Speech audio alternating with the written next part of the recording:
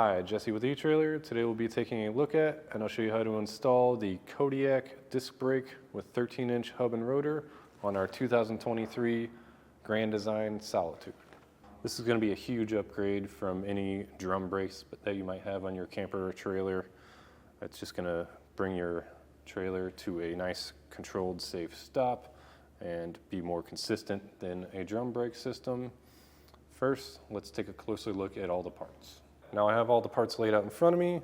Just be sure when purchasing a disc brake kit like this that it will actually fit on your particular setup.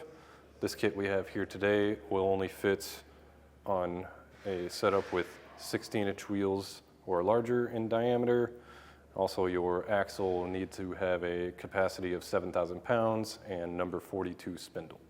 This kit will come with everything you will need for a single axle. If you have a double axle, you will need to purchase two kits. We'll run through the parts real quick here, starting with the caliper mounting bracket. This is going to be a ductile iron that is dacromet plated, so it's going to hold up to the test of time. They've put thorough testing in these, and if you are planning on using your camper or trailer for a long time, this is definitely the way to go. The only thing that will hold up better than this will be a stainless steel option, but that's going to be a lot more expensive, and I don't think it's really worth it there. This is the best bang for your buck by far.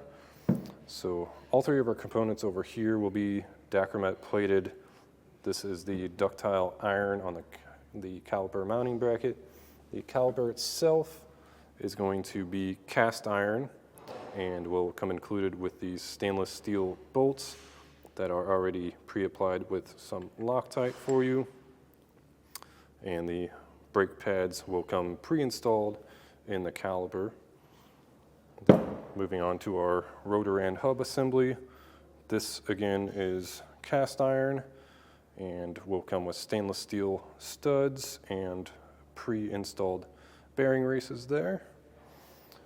Onto our bearings. These are just nice high quality bearings made to fit into this hub, and they'll come with a bearing seal and a grease cap that will go on the outside of the rotor. Also included will be some lug nuts. There's going to be enough for each stud. However, most campers or trailers these days will come with alloy wheels, so I would recommend just sticking with the lug nuts that you already have as long as they thread onto the studs that are on the Kodiak kit. There will be a couple things that you'll need to purchase separately from the kit to get everything working properly. One will be some grease for our bearings here. You'll have to pack these bearings, and you'll also need a grease gun to use with the Zerk fitting that's in your spindle already. So those are available here at eTrailer, and also you will need an actuator to push hydraulic fluid to the brakes to make them work. You'll just need to make sure that you have an actuator that's capable of at least 1500 psi. Today we'll be using the Hydrostar electric over hydraulic actuator for disc brakes. One more thing to consider is your lug pattern. The kit we're using today is 8 by 6.5. The way you would measure that is just, of course, counting your studs. We have 8, and then measuring from the outside edge of a stud to the center of the stud opposite of it. We're seeing more and more people that want to convert their trailers to disc brakes. It comes with a lot of positives. It's going to bring you to a more safe, controlled stop, and your stops will be more consistent. So if you're just looking for a nice quality ride, this is definitely the way to go over drums. They're also going to be a lot easier to maintain. The parts are easier to replace, and another positive is you can check on your pad life anytime you want just by simply looking through the wheel, and you'll be able to see that outer pad and how much life it has on it. There's also just going to be less parts to replace, and there's reasons why we're seeing nowadays on cars, they've almost all converted from drums to disc brakes like this here. That's just because it's just a much better design. It's going to keep your brakes cool. The way that they do that is Air is going to constantly be pushing through here to the pad, and the inside of the rotor itself is actually vented, so there's holes going all along it, and air is able to pass through that. And also with this Kodiak set, the caliper mounting bracket has a little channel built into it that's designed to push air directly to that inner pad there. A couple more good things about this Kodiak kit is the hub and rotor come assembled as one piece, as opposed to a hub with a slip-on rotor. The hub with a slip-on rotor is going to give the possibility of moisture and debris getting caught between the two, and those are going to wear down a lot faster, where this kit is all one piece, so you don't have to worry about anything getting in between them.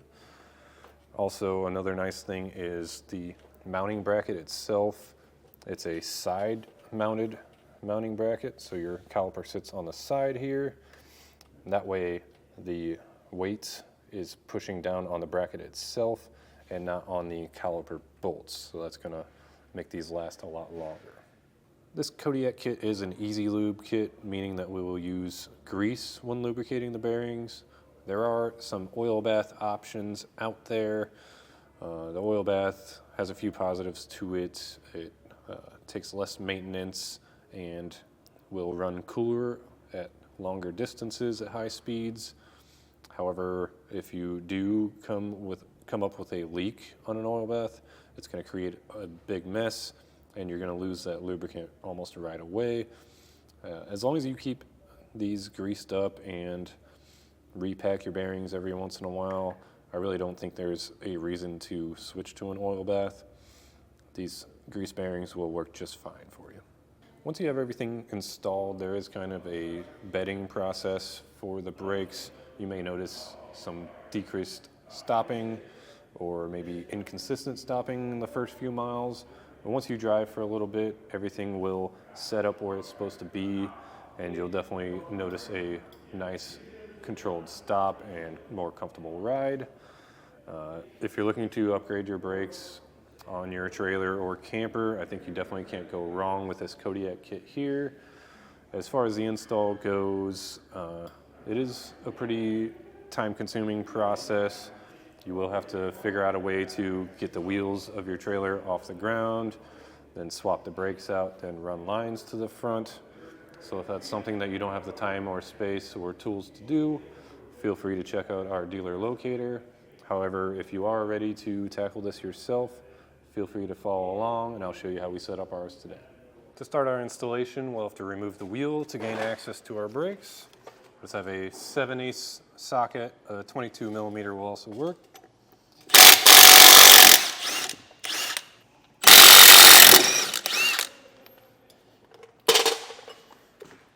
We'll get that wheel off and set it aside. Just remember, if you do have tire sensors, you want to keep track of which wheel came from where.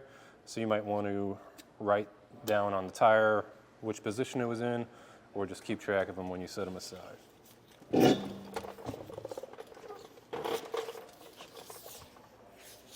Now we need to remove this dust cap. Let's take a little pry bar or a flathead screwdriver and a hammer. Just get it wedged in there, and that should pop out. We will not be reusing this, so if you do damage it a little bit, don't worry about it. We have new ones to put on. We'll remove our cotter pin. Just take some side cutters, bend it that way, try to get it as straight as possible, and then it should push up through it. You may have to move your nut a little bit. Once you get it to poke out enough to grab on the other end, just grab it and twist it. It should pull right out. Then we can remove our nut. May need to grab the socket for it to help. That's 1.5 inches.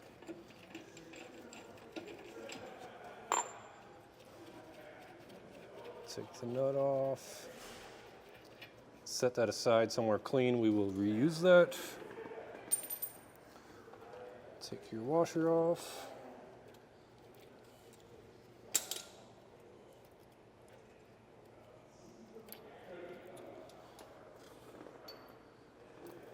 Now, with that nut removed, we should be able to slide our bearing out. Just be conscious that there's a bearing in the front here that might pop out. Set it aside when it does. Slide our drum out and set it aside. We have 5 nuts holding our backing plate and drum assembly on. Those are 9/16, so just get an extension and take all 5 of them off.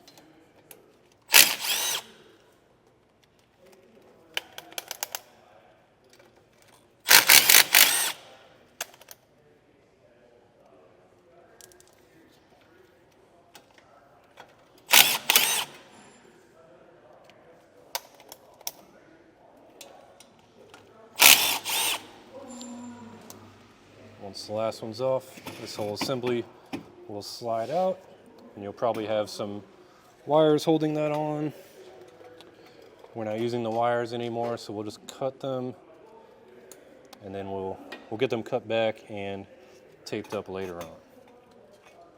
Now with everything removed, I like to clean our spindle off. Just take some brake clean, spray it down, and a clean rag. We'll just get all that old grease and brake dust off of there as much as we can. Before we install our new caliper bracket, it's a good idea to get some blue Loctite on all these studs here. And just get a dab of Loctite on all 5 of them. Then take our caliper bracket. Right now we're on the left side of the camper, so this will be in the 3 o'clock position, or you could also think about it as the wind is coming into this little tunnel here, and also the outside is marked. Just get that in there. These are kind of universal, so you'll have to figure out which holes work best. And we'll get that and reinstall the nuts that we just removed.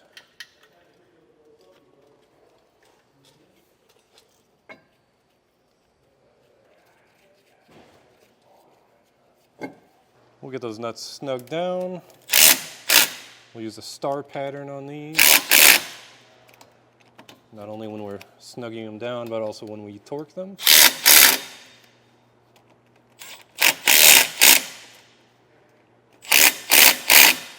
We're ready to torque those nuts down. If you do not own your own torque wrench, we do have some available here at eTrailer, or you could always rent one from your local auto parts store. But I'll just torque them down to the specification listed from the manufacturer, and once again in that star pattern. Now we'll have to get up close and personal with our bearing. We'll need to pack it full of grease, so just get a good sized glob in your hand, move it to your palm. And what we'll do is just kind of push it in this way with our palm, and the goal is to start getting it to come out of the other side here. So we'll take a lot of grease.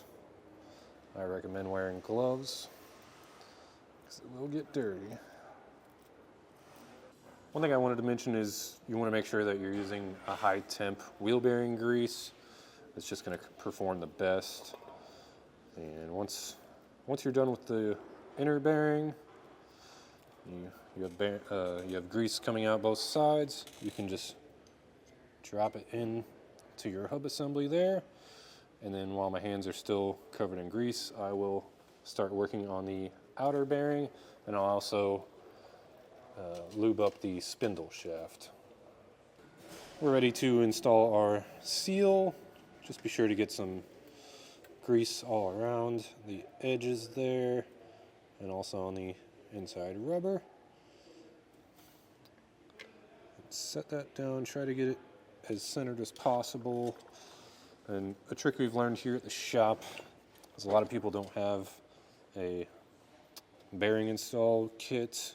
Just take a hole saw, flip it upside down, cover the sharp end with some tape or something like that, and then just make sure you're as centered as possible. Get a punch and a hammer.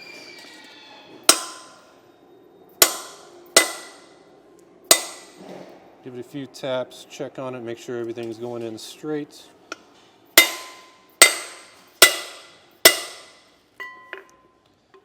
And you'll just want to make sure that you're flush around all the edges, which it seems like I need maybe one more hit. And with that installed, we're ready to slide this onto our spindle. We're ready to install our hub here. Just make sure that your hands are pretty clean. You don't want to get any grease on the Dacromet finish, but if you do, just spray it with some brake clean and wipe it off with a clean rag. We'll just get this kind of lined up, and it should slide straight back. And once you're in that position, you'll install your bearing here, your outer bearing. That should slide in. Just make sure that everything's centered. If you don't get everything lined up perfectly the first try, like I just had happen, we'll just have to start over again. So just pull the whole assembly back and be ready to catch the outer bearing, as it will fall out. Get your assembly back and centered. And you just have to remember that everything has to be perfectly level. It's a tight tolerance, but once you get that sweet spot, it should slide in. Once it's slid in, we'll take our washer and our axle nuts.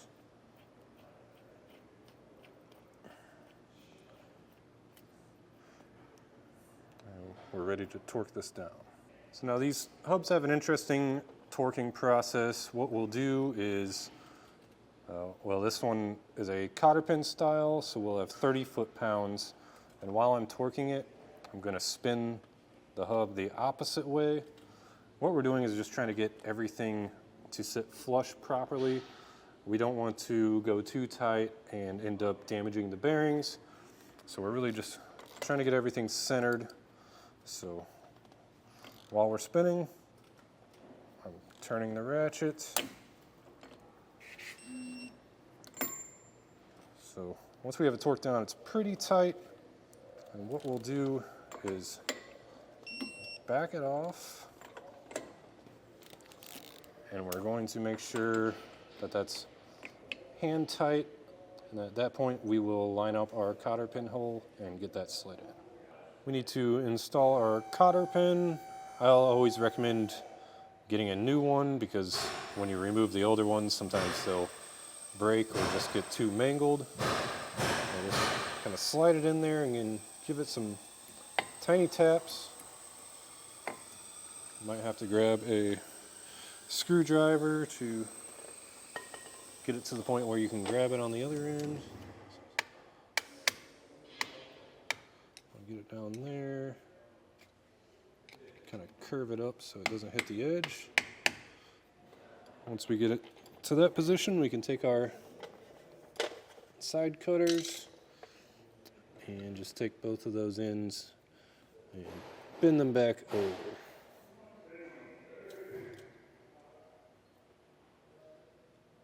Now we'll install our caliper onto the caliper bracket. As you see, this kit comes with, each caliper has 2 bleeders. However, if for some reason you only have one, just always make sure that the bleeder is on the top. So just get this to slide on. You may have to hold that inner pad against the piston just to get it to stay there.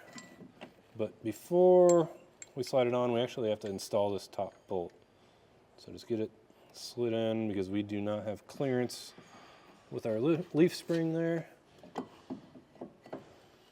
slide that in evenly, and then get your hole lined up and start threading in your bolts.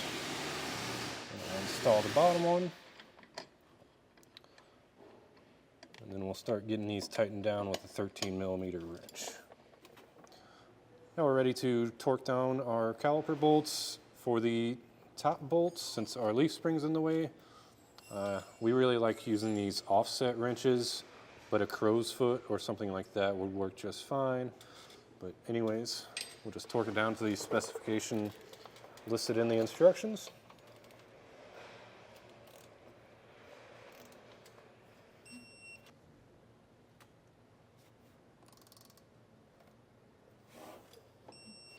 Before we install our plastic dust cap or grease cap, you want to remove this rubber piece here.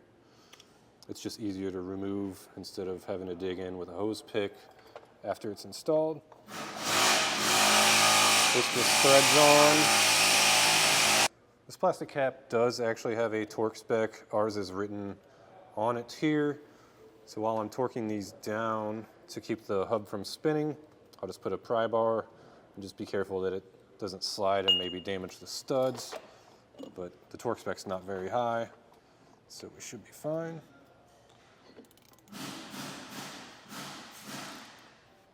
This is a large diameter socket, so it's kind of tricky. I'm just holding it on there with my knee. And now we're torqued. So we removed our plastic cap just for better visibility for the camera. I would recommend just keeping that cap on for this process because it is transparent. You can't see through it. So I'll start pumping this full of grease just through our Zerk fitting there. And what you're going to want to do is every once in a while give it a rotate, and you'll want to wait until you see the grease start to flower out of that bearing. And once that happens, I'll rotate it a few times and then pump it with some more grease.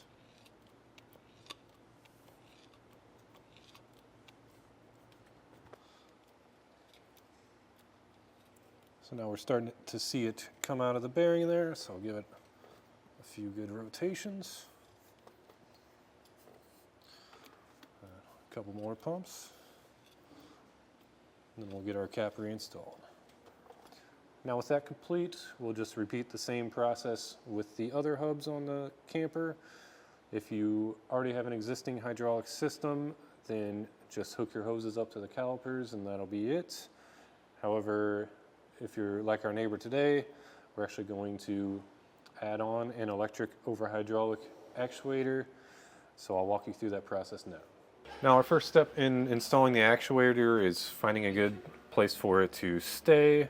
So we're in our forward-most cargo area here. And we just want to keep it out of the way because you are, of course, going to have other things throwing in here and taking out. So we're just going to set ours up right here next to our batteries. And before I get it bolted down into its permanent resting place, I had to drill a hole. It's about a 1/2-inch hole just to feed our main brake line up from the bottom of the camper. And then I removed this plug off the back of our actuator here and tightened down our brake fitting with a 3/8 inch wrench. So before I drilled the hole through to the bottom here, I pulled down some of this bottom panel just so I could make sure that I wasn't going to run into any wires or lines. It's definitely not something you want to puncture while you're setting this up. But once we're working our way from the actuator back to the calipers, so it comes down through the storage compartment here, and I brought it over to the passenger side, and I just used some loom clamps. There are some plastic loom clamps included in the kit, but I prefer these nice rubber ones. So I used those, and those were just 3/8 screws that were already in the bottom of the camper that I removed. It's essentially that same process. We're just working our way back towards the axles on the camper, and once you get there, we'll work our way through that process. Once we got to this point, I just had to come up around this storage tube to ensure that I'm not interfering with the lid of it at all. So just going around that like that should be just fine. Another loom clamp, and then we made our way. Obviously we had quite a bit of slack, so I just made some nice tight loops with it, just ensuring that I didn't kink the line at all, and eventually made our way into our 4-way block here.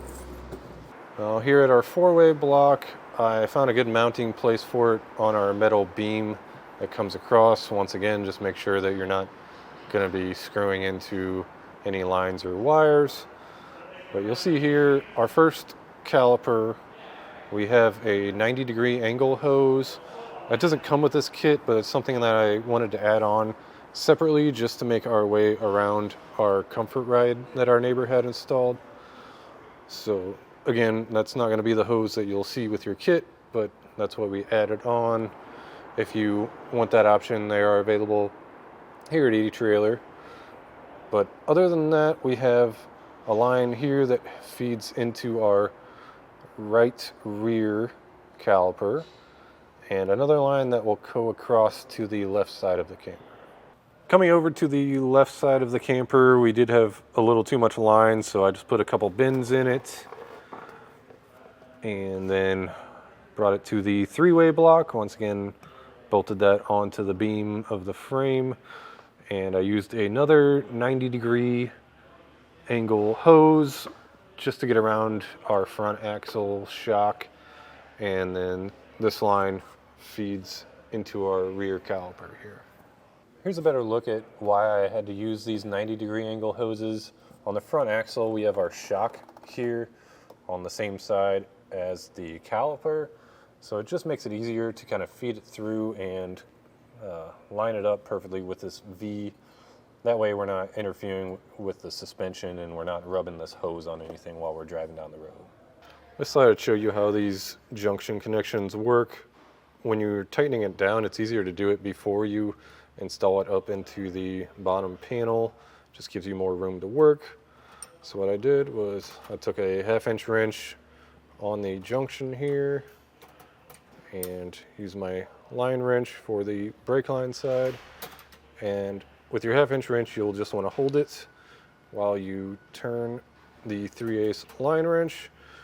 And then on the brake hose side, it's the same process. Hold the junction with the 1/2-inch, and you'll use a regular wrench on that one, and that is a 3/8 wrench. Then with your hose on the caliper end, once again, just use a line wrench. That's 3/8, and slide it on and get it tight. You're going to want to get these almost as tight as you can with the wrench, because in order to make that tight seal, it takes quite a bit of strength. But once we get everything filled up and brake fluid running through the system, we will double check for leaks, but I like to just try to get it done right the first time so everything gets cranked down pretty tight. Now with all of our connections made, I'm going to run through and just clean up any parts that I see sagging. So what I'll do is just poke a couple holes on each side of the brake line where I see it hanging low, slide a zip tie through there and tighten it down. So I'll go through everything we've ran so far, get it all tightened up and looking nice, and then we're ready to move on to wiring our actuator. Now we're here by the actuator. I started off with running these 2 wires that are sheathed up through our access hole to our pin box here. I just used a piece of airline tubing to kind of fish them through. But we got those 2 wires ran up there because we will need to tap off our actuator and our breakaway battery for those, but I'll just run through the wires real quick here. So our black wire coming off the actuator, we butt connected with the black wire from our battery here, and then I ran it over because prior to all this we tested and found that we were getting power from the pin box to the circuit breaker here. So I just tapped into there. That's going to work just fine for us. And then our white wire and our white wire from the battery, those are ground. I just connected them together, put a ring terminal on, and I'll install that last, but I'm just going to tap into this existing hole here with a ring terminal and a self-tapper. Then we have our blue wire, that's our brake controller, and we found when testing that it's the blue wire coming off here. So I just spliced into that the wire going up that's going to feed into our pin box already, and on this end I'll just cap that off. We're not going to use that anymore. So that side is good. And then we have our yellow wire, which I have butt connected. We're going to feed that into the pin box. And also this wire on the battery, we will connect to the other wire that we sheath through. So I'll just take a pair of strippers, strip that off, give it a twist. And I already installed a butt connector on this end, so we'll just feed that into this end. Now that wire's in the butt connector, I'll just take our crimpers, crimp them real good. Anytime I make any connection like this, I always give it a nice tug, and that's nice and tight. That's going to do it for all our connections on in this end. Now we need to move over to the pin box and get our wiring done over there. Here on the pin box side, we just had to connect our two wires into our breakaway switch. So I found the hot side and the cold side, got those spliced in, and these wires just come to our breakaway switch, which is mounted on the side here. So at this point, everything's wired up, so I can run our test box just to make sure our actuator is working. So I'll do that now. And when I turn on our test box, you can hear the actuator functioning. And you could also test it by pulling the breakaway switch, see if the actuator functions properly then. One thing I wanted to mention is before we did any testing, I made sure to fill the reservoir up with some .3 brake fluid. As you can see on the label, you can use either .3 or .4 brake fluid, but just make sure that there's fluid in the reservoir so you don't damage the pump inside there by running it dry. So I'll just run it through a test one more time. And now we'll move on to bleeding. Now for the bleeding procedure, we're just going to start at the farthest away caliper from where our reservoir is and then work our way closer to it. So we'll start here, go to the other side, rear axle, then come back over here to the front axle and finish on the right side front axle. And I have a jug here with a hose. You could also just use a oil pan or something like that to catch it. This just kind of keeps us from making a big mess.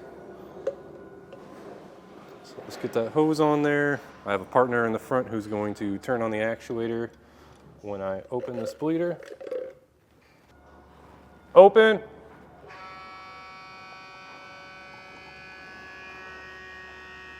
Closed. We're just going to repeat this process until we stop seeing bubbles come out and we just have clean fluid coming out. Open. And I'll see here that we have no air coming through. Close. And we can move on to the next caliper.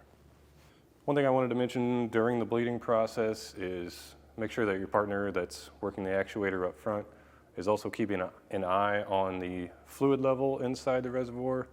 As we're going to push a lot of fluid through here, it will empty that reservoir out pretty quick, and we want to keep that topped off just to keep from damaging the pump. Now with all the air out of the system, we're going to reinstall our cap, make sure that everything's topped off still, and what we'll do is run this actuator at full power. I'll go underneath, check all of our connections, including our fitting on the back here, just to ensure that we have no leaks.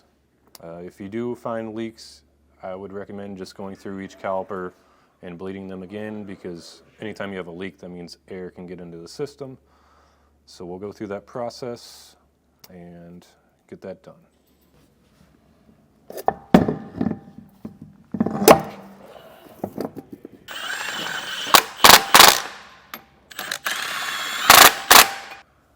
Now that we've verified that there's no leaks in our system, we're ready to throw the wheels back on, get all of our lug nuts snugged down, and once we have the wheels on, I like to just spin them, make sure we're not having any clearance issues or hearing any noises coming from the pads.